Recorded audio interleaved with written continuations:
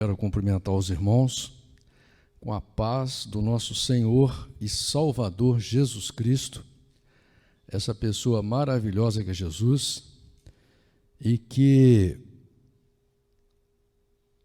tem tentado nos salvar, tem tentado nos levar à ressurreição e à vida eterna. Por isso, é muito importante nós amarmos a palavra de Deus, amarmos a Bíblia, para que a gente não firme o nosso relacionamento com Deus através da conversa do homem, da história do homem, ou através dos nossos pensamentos. Precisamos nos render à palavra de Deus. E aí sim, lutar contra tudo aquilo que nos afasta de Deus, porque todos os dias, até quando a gente está dormindo, as forças espirituais nas hostes celestiais da maldade tentam afastar a gente de Deus, tentam afastar a gente da nossa felicidade. Irmãos, a conversão não é fácil, a conversão é difícil para todo mundo. Essa história de crente santo aí, de homem santo, isso aí não existe. O próprio Jesus falou só a um que é bom, que é Deus. Entendeu? Deus chama pessoas que querem lutar todos os dias contra si mesmo. A luta é contra nós mesmos. A luta é contra mim, é contra o meu gênio, é contra os meus pensamentos, é contra os meus desejos, é contra minhas atitudes, é contra os meus pensamentos.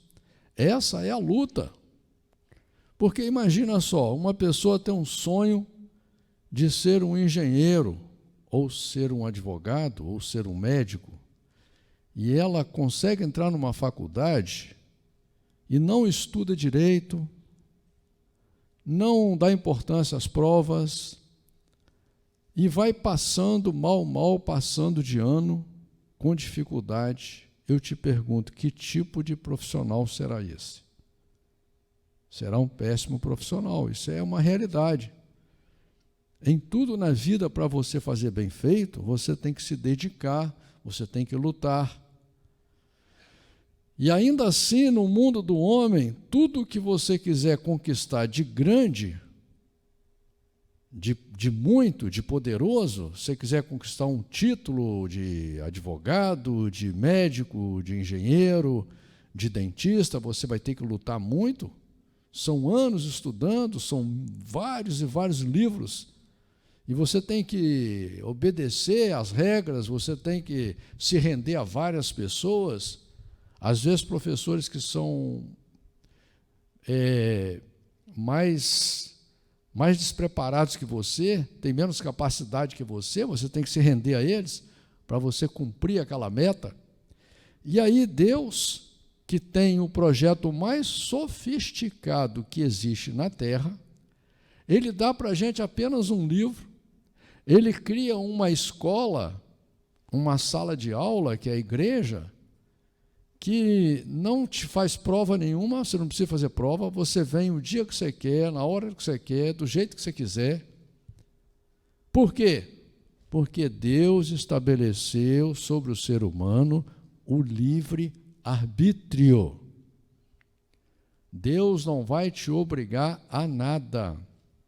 Deus quer te salvar, Deus quer te ver feliz, Deus quer ver você bem lá na frente. Mas para isso você tem que lutar. Não existe essa história de você achar que não vai fazer nada e vai crescer no reino de Deus. Não vai. O tempo vai passar e, como Jesus mesmo falou, né? No dia do juízo do Senhor, você vai passar muito aperto. Entendeu? E vai se justificar com Deus como? Você, por acaso, é melhor do que as outras pessoas? Tem gente em situações terríveis, difíceis, desesperadoras, mas que lutam, que usam a sua fé, que usam a sua força, que creem que buscam ter fé, que buscam realmente se render à palavra de Deus. Porque fé, irmãos, não é a quantidade, não. A pessoa está embriagada de fé. Não. A sua fé pode ser pequena. O importante é se você vai usar ela ou se não vai. Agora, usar a fé na igreja é fácil. Eu quero ver você usar a sua fé lá na dificuldade, no meio do problema. É nessa hora que Deus quer que você use a sua fé. Né? Por que a Bíblia diz: examine-se o homem a si mesmo? Por que Jesus disse que conhecereis a verdade vos libertará? Por quê? João 17 diz que a verdade é a palavra de Deus. Por quê? Porque a gente tem esse costume de só olhar para a vida dos outros, só criticar a vida dos outros, só botar defeito na vida dos outros, mas não tem a humildade de olhar para nós mesmos, entender que a mudança tem que ser nossa, nós é que temos que fazer a nossa parte. Né? E aí o que acontece? Eu, como pastor, que nada mais sou do que um simples professor, né? E dando aula aqui das coisas de Deus, eu tenho a obrigação moral, né, de chamar a sua atenção. Eu tenho essa obrigação, inclusive de chamar a minha própria atenção. Eu assisto muitos cultos, escuto muitos cultos aí, e eu fico vendo uma igreja, eu fico vendo pastores e padres que estão preocupados em agradar os fiéis. Olha, o melhor agrado que você pode receber numa igreja é você ser chamado a atenção, é você ser exortado, é a palavra mexer com você para você mudar. Ora, como que você vai se tornar uma nova criatura? Como que você vai se tornar uma nova pessoa? Como você vai se tornar um servo de Deus de verdade se você não quer mudar? Se você não olha para o seu lixo, se você não olha para os seus defeitos, e ainda quando alguém aponta para você, você ao invés de humildemente falar assim: olha, não importa se a pessoa tem razão ou não, eu vou orar, vou pedir a Deus que se eu tiver errado, eu vou me corrigir, eu preciso. Por quê? Porque você serve a Deus. Como o presbítero Paulo falou aqui, se você não deixar pai e mãe, irmão ou irmã, filho ou filha, por amor de mim, você não é digno de mim. Se você não pegar a sua cruz e carregar ela, você não é digno de Jesus. Então você tem que mudar, você que tem que fazer força. E essa mudança, irmãos, ela não é para daqui 10 anos, 20 anos, 100 anos, 200 anos, não. Essa mudança é para hoje. É hoje. Você tem que aprender a ouvir a palavra de Deus e aceitá-la para você, e você chegar na sua casa, não é? Porque não é possível que durante a semana você não ore na sua casa, não é possível que durante a semana você não tenha um encontro com Deus de verdade, e apresente a Deus as suas fraquezas. Deus não está buscando a perfeição em você, porque Deus sabe que você não é perfeito. Deus está buscando um desejo seu de viver com Ele no reino dEle, de acordo com as regras dEle, não com as suas regras. Essa história de que todo mundo está indo para o céu, isso não existe, irmãos. Essa história também que você não precisa de fazer nada, entendeu? Essa história não existe, porque você faz parte de um projeto que tem começo, meio e fim. E se você faz a parte desse projeto de Deus, enquanto você estiver vivo aqui na terra, Deus vai requerer de você o desejo de mudar. A Bíblia prega a conversão do início ao fim, irmãos.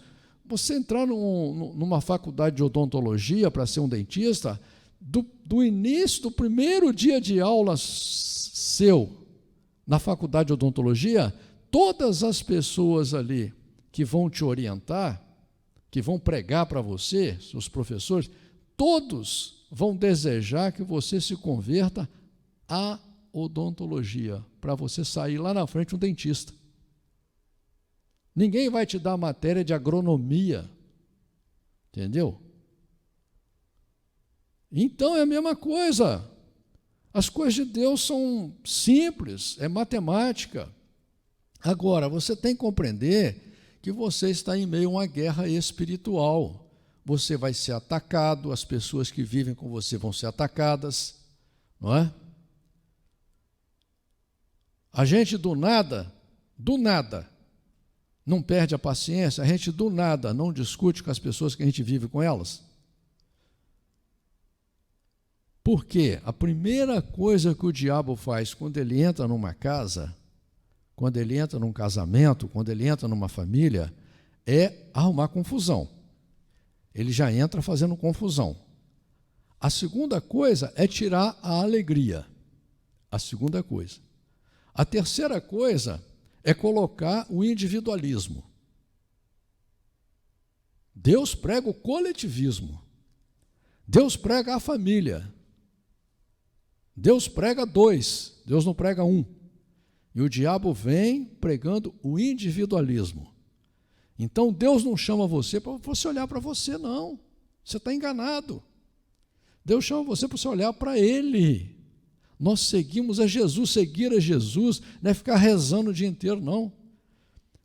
Seguir a Jesus é ter o desejo de mudar, de fazer a vontade dEle.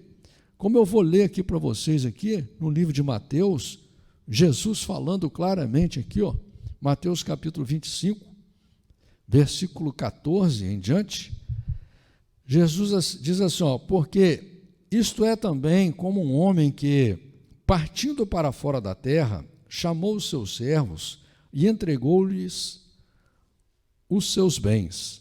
E a um deu 5 talentos, e a outro 2, e a outro 1, e a cada um segundo a sua capacidade. E ausentou-se logo para longe. E tendo ele partido, o que recebera 5 talentos, negociou com eles e granjeou outros 5 talentos. E dessa mesma sorte, o que recebera 2, granjeou também outros 2. Mas o que recebera 1, foi e cavou na terra e escondeu o dinheiro do seu senhor. E muito tempo depois veio o senhor daqueles servos e fez contas com eles. Então aproximou-se o que recebera 5 talentos e trouxe-lhe outros 5 talentos, dizendo, Senhor, entregaste-me 5 talentos, eis aqui outros 5 talentos que ganhei com eles. E o seu senhor lhe disse, bem está, servo bom e fiel, sobre o pouco foste fiel, sobre o muito te colocarei. Entra no gozo do teu senhor. E chegando também o que tinha recebido 2 talentos, disse, Senhor, entregaste-me 2 talentos, eis que com eles granjeei outros 2 talentos. Disse-lhe o seu senhor, bem está, servo bom e fiel, sobre o pouco foste fiel, sobre o muito te colocarei. Entra no gozo do teu senhor. Mas chegando também o que recebera 1 talento, disse, Senhor, eu conhecia-te, que és um homem duro, que ceifas onde não semeastes, e ajuntas onde não espalhaste. E atemorizado, escondi na terra o teu talento. Aqui tens o que é teu. Respondendo, porém, o seu senhor disse-lhe, mau e negligente servo, sabias que ceifo onde não semeei e ajunto onde não espalhei? Devias então ter dado o meu dinheiro aos banqueiros, e quando eu viesse receberia o meu com juros. Tirai-lhe, pois, o talento, dai-o ao que tem os 10 talentos, porque ao qualquer que tiver será dado, e terá em abundância, mas ao que não tiver, até o que tem ser-lhe-á tirado. Lançai, pois, o servo inútil nas trevas exteriores, e ali haverá pranto e ranger de dentes. E quando o Filho do Homem vier em sua glória, e todos os santos anjos com ele, então se assentará no trono da sua glória. e todas as nações serão reunidas diante dele, e apartará uns dos outros, como o pastor aparta dos bodes as ovelhas. Irmão, isso aqui é Jesus que está falando. Essas pessoas que estão pregando a graça aí, ou você acha que Deus não está vendo nada, acha que Deus não está fazendo nada, acha que você não precisa de fazer nada. Deus te deu talentos, né? Você tem dons que Deus deu, você tem o dom da vida, você tem o dom de estar respirando, né? Tanta coisa que Deus te deu que você acha que muitas vezes não foi Deus que deu, mas foi, né? Deus é o Criador de tudo, da vida, da ciência, dos céus e da terra, de tudo quanto nela há. Então, o que Deus quer de você é que você tome uma atitude e use os teus talentos para, primeiro, converter a você mesmo. A primeira pessoa que Deus chamou para a conversão é você. Quando você ganhou uma Bíblia, quando você foi levado à igreja por Deus, quando você foi levado às águas por Deus, quando Deus te traz na igreja, o Deus está dizendo, olha, você tem que se converter, é você. Você é responsável pela sua vida, a vida é sua, é você que vai morrer. É você que precisa ressuscitar. É você que, se quiser realmente ter futuro, se você realmente gosta um pouquinho de você, você que está agarrado nas coisas materiais, achando que as coisas materiais é que vão te fazer feliz amanhã, você que está vivendo essa ilusão aí, entendeu? Você, se tem um pouquinho de amor próprio, toma a decisão certa de começar a sua vida do zero, na presença de Deus, com Deus. Não interessa como era o passado, como as pessoas estão pensando, não interessa como as pessoas te veem. Deus chama você para ter um relacionamento entre você e Ele, é você e Ele, porque Ele quer te levar para um mundo que está escrito já no seu coração, um mundo perfeito. Olha que coisa horrível que está esse mundo aí, o que o homem está fazendo com o mundo, olha que coisa horrível o homem está fazendo com o mundo, presta atenção. Estamos no século XXI com toda a tecnologia, e o homem ainda está sendo escravizado cruelmente, massacrado cruelmente, acreditando em conto da carochinha, acreditando em conversa ridícula. Vocês veem, por exemplo, a pessoa vai de fazer turismo numa cidade turística, principalmente que tenha mar, ou que tenha rio, né? Aí ela vai navegar, ela vai passear num barco, o barco é pirata, cheio de pirata com arma, com espada, fazem até um teatro. E aí você leva o seu filho lá, olha que legal, barco pirata, coisa linda, né? Tira fotos, barco pirata, coisa linda. Olha que falta de bom senso, que pensamento ridículo, que ninguém enxerga, que você está sendo levado a fazer apologia, a parabenizar, a concordar, a achar lindo o que um pirata faz. Um pirata que é ladrão, que é assassino, que até hoje existe pirata no mundo inteiro que matam, que sequestram pessoas, matam famílias, que roubam. Mas você é cego, você é cego. Por que você é cego? Porque você não aceita a palavra de Deus. Quando você aceitar a palavra de Deus, como diz aqui no Salmo 119, no versículo 11, né? O salmista diz assim: escondi a tua palavra no meu coração, para eu não pecar contra ti. Então, essa pessoa, ela andava com a palavra de Deus no coração dela, né? Estava ali guardado no coração dela, a Bíblia, a palavra de Deus é a Bíblia é guardada no coração dela. Para quê? Para ela não pecar contra Deus, não andar contrário ao projeto de Deus, não andar contra os mandamentos, os estatutos, os juízes de Deus, porque é isso que a sociedade quer, que você ande contra Deus. Entendeu? Por quê? Porque a sociedade, ela serve ao pai da mentira, de João 8,44. Entendeu? Mas Deus está te chamando para você servir a Ele, para você andar com Ele. O reino de Deus existe e está vivo, operando aqui na terra. Deus está governando quem quer ser governado por Ele. Então, a palavra do Senhor diz que operando Deus, quem impedirá? Entendeu? Aceite o reino de Deus na sua vida. Clame a Deus, fala: Senhor, eu quero ser governado pelo Senhor. Abre meus olhos espirituais, abre meu entendimento. Até quando você vai acreditar no homem aí? Até quando você vai acreditar nesses poderosos, mentirosos, falsos? Até quando? Você não está enxergando tudo, não? Você não está vendo tudo? Ou você está olhando só para a sua vidinha? Ou você está vivendo só o seu materialismozinho, com um pensamento pequenininho, miserável, sem noção de realidade, sem noção de fatos, sem noção de futuro?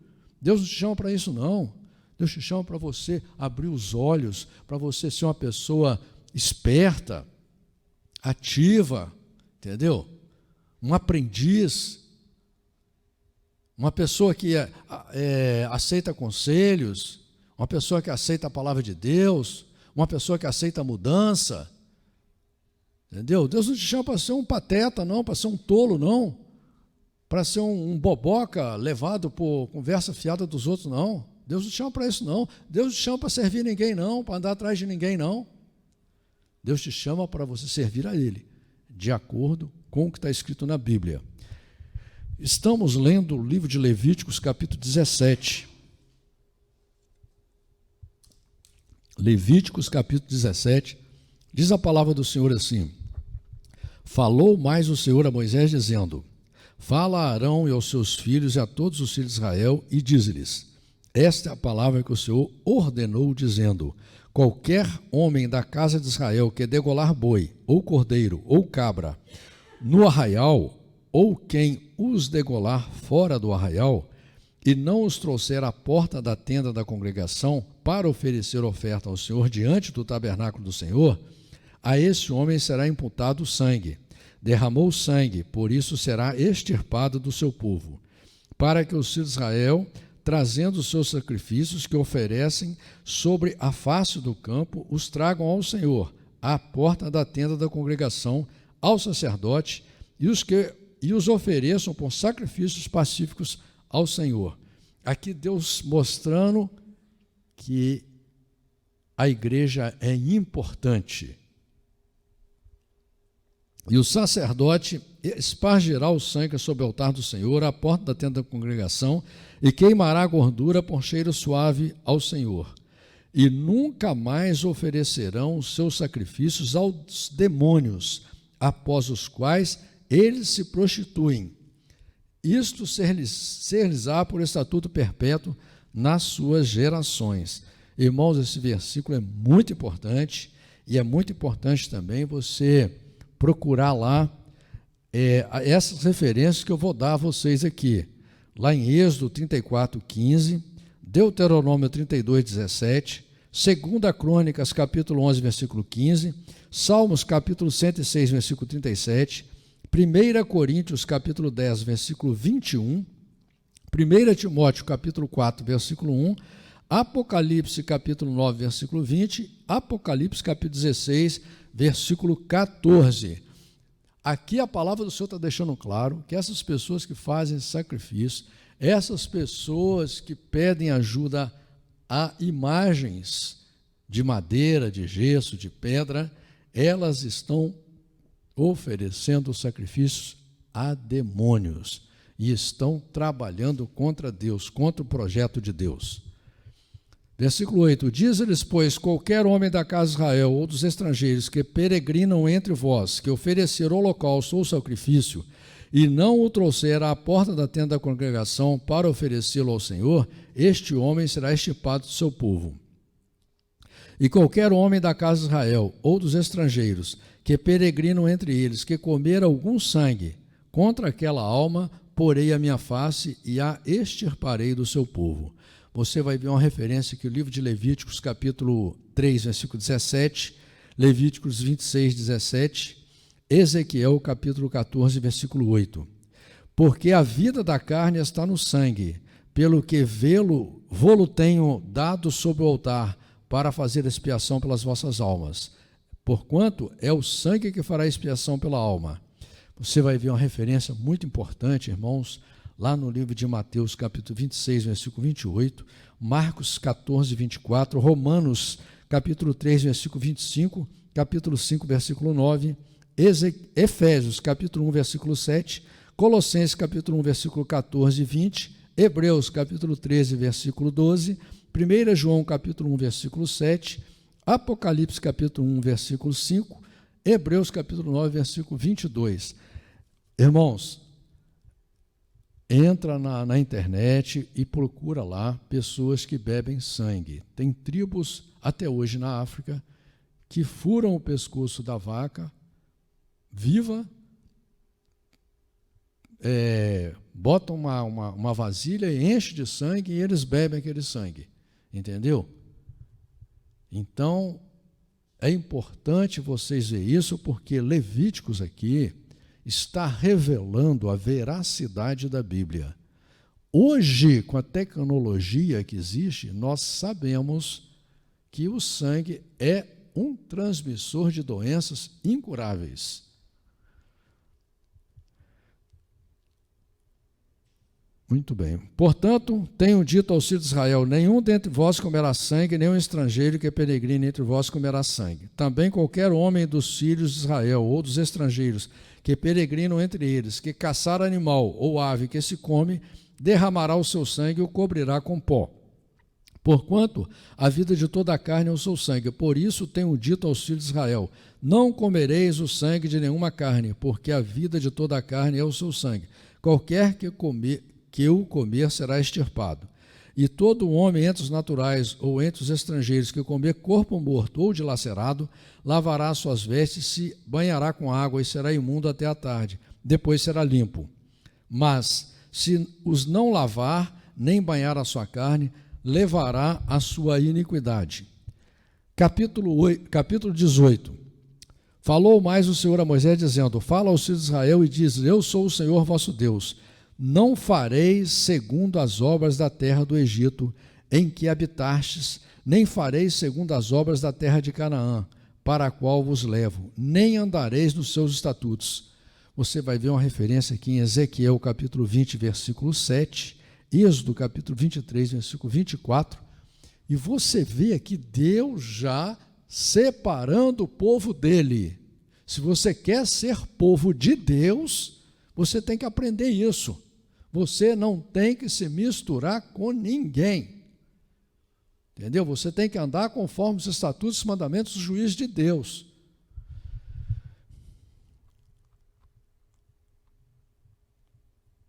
Portanto, os meus estatutos, os meus juízos guardareis, os quais, observando-os, o homem viverá por eles. Eu sou o Senhor, está vendo?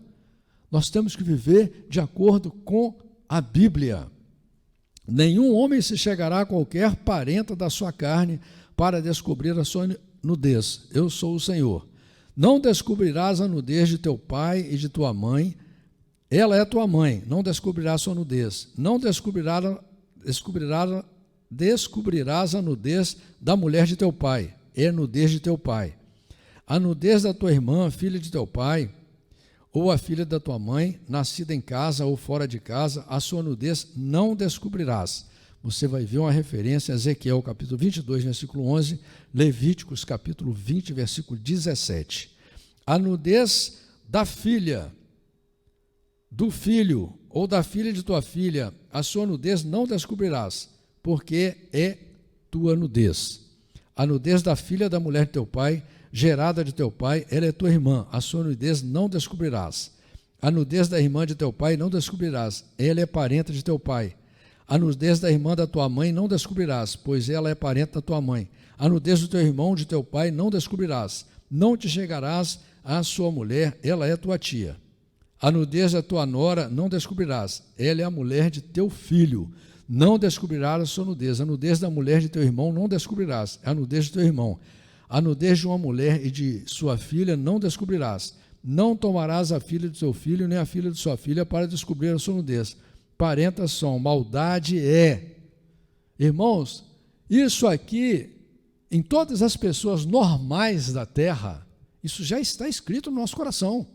Qualquer pessoa normal, decente, em juízo perfeito, não vai fazer essas coisas, né? Mas por causa da ignorância das pessoas, muitas vezes por causa da fraqueza, Deus escreveu aqui. Mas nós já sabemos que isso não é certo, né? E não tomarás uma mulher juntamente com a sua irmã, para fazê-la sua rival, descobrindo a sua nudez diante dela em sua vida. E não chegarás à mulher durante a separação da sua imundícia, para descobrir a sua nudez. Nem te deitarás com a mulher do teu próximo para a cópula, para te contaminares com ela. Isso aqui é uma coisa importantíssima, né? Tem coisa mais terrível do que traição? Quem quer ser traído? Ninguém quer ser traído, irmão. E as pessoas se deixam levar por um pensamento ridículo, ficam cegas e acabam traindo os seus cônjuges, né? E com isso destruindo a família dos outros, destruindo a sua própria vida, a sua própria família.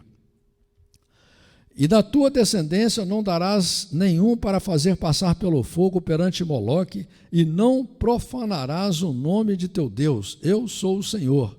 Isso aqui é muito importante também, irmãos. Vocês vão ver uma referência, 2 Reis, capítulo 16, versículo 3, capítulo 21, versículo 20, capítulo 23, versículo 10. 1 Reis, capítulo 11, versículo 3, 5 e 7, Atos, capítulo 7, versículo 43. Com homem não te deitarás, como se fosse mulher. Abominação é.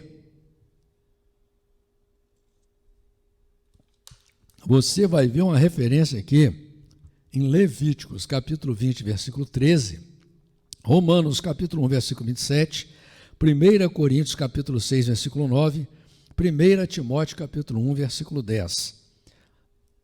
A palavra de Deus aqui é clara.